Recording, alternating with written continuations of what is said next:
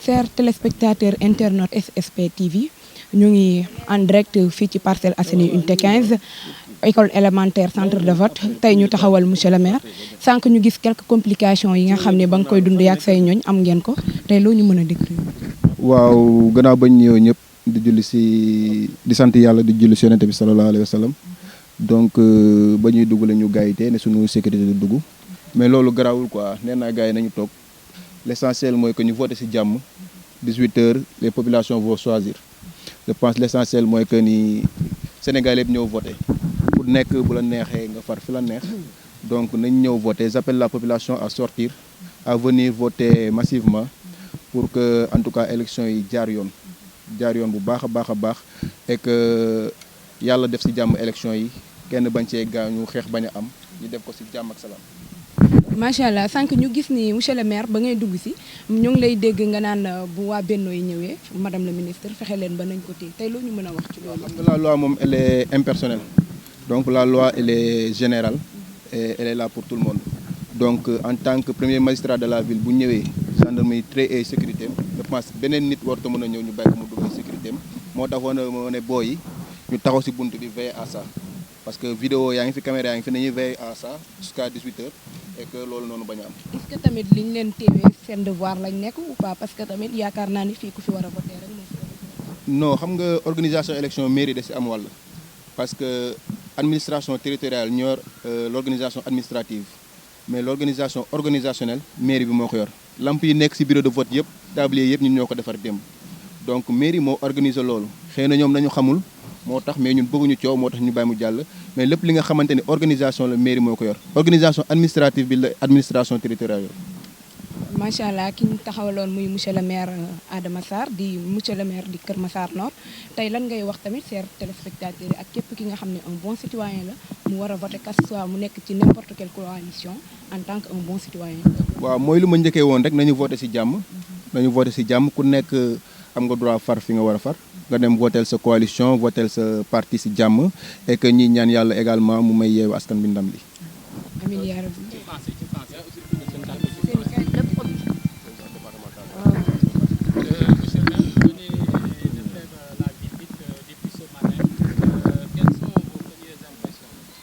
waaw la première remarque que nous avons eue en tout cas c'est que on ne voit pas beaucoup de monde actuellement. Il n'y a pas beaucoup de monde comparé aux élections précédentes. Donc nous appelons la population de Kër Massar à venir voter massivement parce que c'est un droit civique, c'est un droit citoyen. Donc on les appelle tous à venir voter massivement parce que lu ñu gis fii moom il n'y a pas beaucoup de monde. On dirait que les électeurs sont restés chez eux et on les appelle à sortir, venir en tout cas voter et faire leur droit citoyen, leur droit civique. Mais monsieur le maire, nous on voulait vous interpeller par rapport à la situation que nous avons vue ce matin. Un gars qui est venu voter, il a voté ici lors des élections locales. Il se trouve qu'aujourd'hui, on lui a dit que son nom ne figure pas sur le fichier. Non, ça ne doit même pas être un problème parce que la carte nationale d'identité, la carte d'électeur est un document administratif légal. Donc même si son nom ne figure pas sur les listes, alors que sur la carte d'identité, il est bien mentionné centre unité 14, bureau de vote, il doit mentionner et au sein du bureau, on doit ajouter son nom tout simplement. C'est ça la loi, c'est ça le règlement. Mais il n'a pas voté. Donc c'est pas normal. C'est injuste et c'est illégal. Merci beaucoup, monsieur le maire. Merci à vous. Je crois que nous allons passer avec le président du conseil départemental, monsieur Baba, qui accompagne le maire. Monsieur le président, la situation d'aujourd'hui. Parce que nous constatons tous, presque c'est partout au Sénégal, les centres de vote sont vides. Les populations ne sont pas sorties. Merci. Donc je voudrais d'abord rendre grâce à Dieu de m'avoir permis d'accomplir en ce jour historique mon devoir citoyen, le fait de voter. Donc ce n'est pas facile parce que beaucoup sont sur les lits d'hôpitaux, certains sont dans ont d'autres préoccupations, mais si Dieu nous donne la possibilité de venir voter, participer à l'élection de nos représentants, je pense que nous ne pouvons pas que lui rendre grâce. Bon, ceci étant, je voudrais également déplorer le taux de participation qui est extrêmement faible. On me signale que le taux est présentement de 8 à 10%, ce qui est extrêmement faible. d'antan, dans les années précédentes, à pareil moment, à pareille heure, on voyait de longues files, n'est-ce pas, et les bureaux étaient pleins. Mais aujourd'hui, on se rend compte que pratiquement, là où je suis, au niveau du centre de l'unité 15, pratiquement il n'y a pas de monde. Il y a des bureaux qui sont pratiquement vides. Il n'y a pas d'électeurs. Et il paraît que c'est un constat général. Donc partout, dans tous les centres, d'après les informations que j'ai reçues, il n'y a pas de rush. Alors donc je voudrais saisir cette occasion-là, votre micro, pour lancer un appel aux Sénégalais et aux Massarois en particulier pour leur demander de venir voter parce que l'Assemblée nationale quand même est importante. C'est la deuxième institution de notre pays. Il s'agit aujourd'hui d'élire nos représentants, nos députés. Et vu l'importance de cette institution-là, nous avons besoin vraiment de leur conférer une certaine légitimité. Parce que l'Assemblée nationale doit être légitime. Et la légitimité, elle est populaire, elle est charismatique, elle est etc. Mais surtout la légitimité populaire. Et pour avoir la légitimité populaire, il faut que vraiment que les Sénégalais sortent en masse et votent massivement. Voilà. Et pourquoi nous demandons à tous les électeurs vraiment de se déplacer pour l'intérêt supérieur de la nation. Que nous puissions avoir un taux important de participation.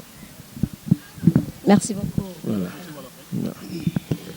Voilà, donc maa ngi nuyu ñëpp di sant yàlla ci lim ma may ma fekkee bésu tey bi ak wér pour bokk ci ñi nga xam ne dañuy tànn fal suñuy député yi nga xam ne ñoom ñoo war a représenter peuple bi ci 14e législature bi. donc yombul parce que am na ñoo xam ne tey fekkee nañ mais taluñu ñii ñu ngi ci lalu hôpital tëdd ñii nekk ci yeneen tolof-tolof donc bu yàlla boolee tey ñu bokk ci ñi nga xam ne dañuy voter ñu dul sant ci bon beneen bi mooy dañuy gis ne vraiment comme ni ko ñëpp gisee tey taux de participation bi électeurs yi génnaguñu taux bi dafa faible trop ñu ngi mën a 8 ba 10% ci lay toll donc te loolu tuuti na trop donc jamono yi at yi ci ginnaaw élection yi peesu moo xam présidentielle la moo xam local moo xam législative heure bi daan na fekk centre yi boo dugg da nga fay fekk rang boo xam ni dafay gudd mais lii jaaxal nañ ñëpp le fait que tey électeurs yi amul ci centre bi ma nekk di centre unité 15 nii accompagné monsieur le maire Adama Sarr gis naa ne amul nit amul électeur am na sax bureau yoo xam ne bureau bi dañu toog di waxtaan parce que kenn amul électeur te jamono bu ñu mësaan toll fii ci élection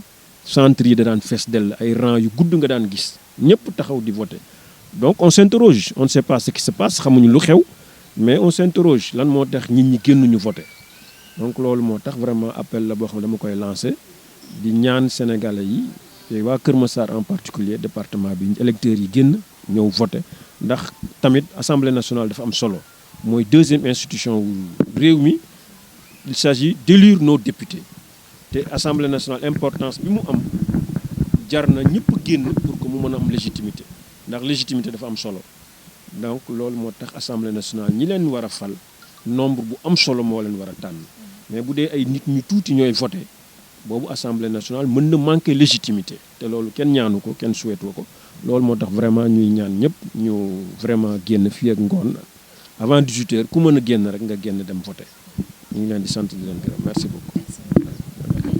Président, si vous me permettez, est-ce qu'on peut peut-être faire la situation de ce qui s'est passé tout à l'heure à l'unité 9 parce que c'est important aussi que les gens sachent ce qui se passe réellement.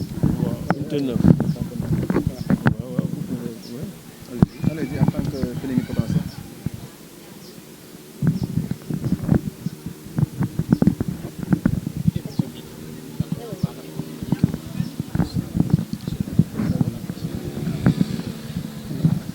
Je me présente, c'est M. Mandiaye Mbengue, plénipotentiaire et mandataire de la coalition Yewwi Askan Wi de la commune nord de Keur Massar.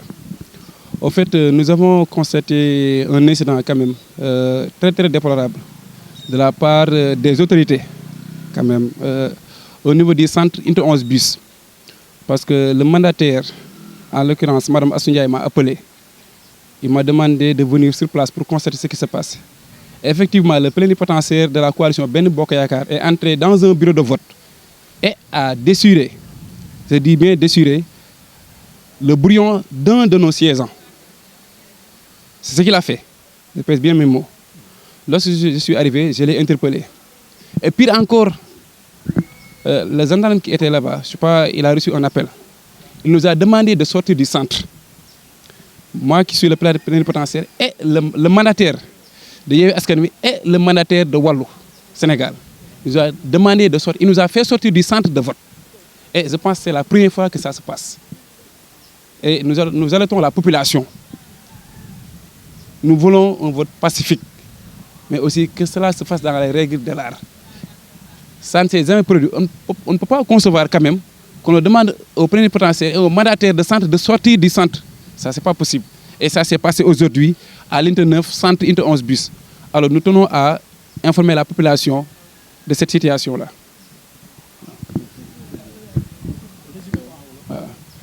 Salaamaaleykum askan wi ñu ngi nuyu ñëpp leen ziar maa ngi tudd Mandiaye Mbengue nekk plénipotentiaire et mandataire de la coalition Yewwi Askan Wi ci commune Kër Massar Nord. Alors sànq sama mandataire bi nga xam ne moo nekk Inter 11 bus daf ma interpellé pour ma ñëw foofu parce que dafa am foofu problème bi ma ñëwee sur les lieux benn siégeant ne ma en l'occurrence madame Mariam Ba ne plénipotentiaire bu Benno Bokk Yaakaar dafa dugg ci bureau de vote bi fekk ko fu mu doon jël note mu jël feuille bi xotti ko